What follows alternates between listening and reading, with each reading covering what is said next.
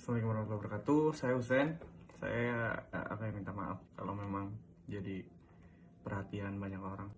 Saya cuma mau ngejelasin detailnya ya, kenapa saya bisa berani speak up, kenapa saya bisa berani untuk mengundurkan diri gitu. Awalnya tuh waktu Latsar 2020, setelah kita menerima surat tugas dengan detail anggaran yang sudah dibiayakan oleh negara, tiba-tiba hamin seminggu kita disuruh bayar uang transport. Yang bikin jengkelnya tuh nggak ikut sama rombongan. Kalau saya kan naik motor dari Pangandaran ke Bandung. Ada juga kan orang yang nggak bisa ikut karena lagi hamil atau lagi sakit, itu juga disuruh bayar. Makanya bagi saya jengkel aja gitu. Tapi ya udahlah, saya bayar pada waktu itu. Terus di waktu lagi Latsar tiba-tiba ditagih lagi uang sebesar 350.000.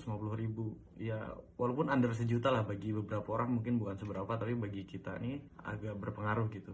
Apalagi waktu itu tuh kita gaji selama 3 bulan belum dibayar, benar-benar belum dibayar, lagi dirapel katanya. Oh ya udah gitu, cuma kan jadi berat banget gitu. Sampai yang nagih tuh saya bilang saya nggak ada uang banget, saya kasih screenshot isi rekening saya nggak ada, di 500.000 aja nggak ada di rekening waktu itu. Jadi saya lapor aja di lapor.go.id, saya kasih cantumannya, saya kasih screenshotan penagihannya, saya kasih bukti transfernya di situ dengan kata-kata yang baik, dengan kata-kata yang saya pikirkan bersama teman-teman saya.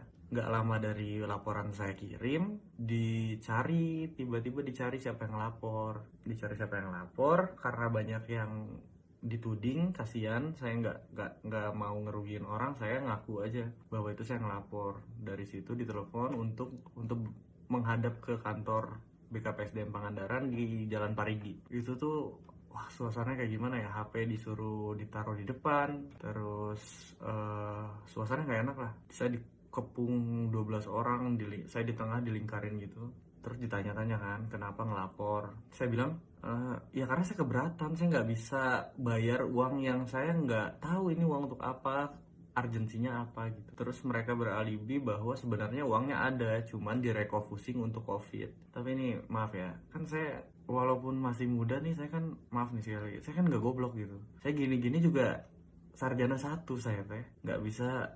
Kalau uang negara tuh, kalau perpindahan dana tuh pasti ada suratnya. Saya mintalah surat perpindahan dananya, mana bu, biar saya laporin untuk nurunin laporan sebelumnya. Masuk akal. Mereka bilang beralasan lagi, katanya nah sebenarnya uangnya nggak ada, jadi karena kamu latsarnya waktu awal online tiba-tiba offline, jadi dananya belum disiapkan dari awal lah. Jadi berbeda sama argumen sebelumnya.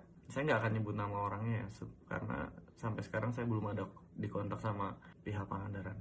Setelah itu di sidang lah, ada 6 jam kali saya di kantor, di sidang, disuruh nurunin, diancam dipecat. Nah ini diancam dipecat juga lucu sih. Kamu katanya kalau laporan ini nggak diturunkan bisa dipecat karena bisa dianggap merusak nama baik instansi.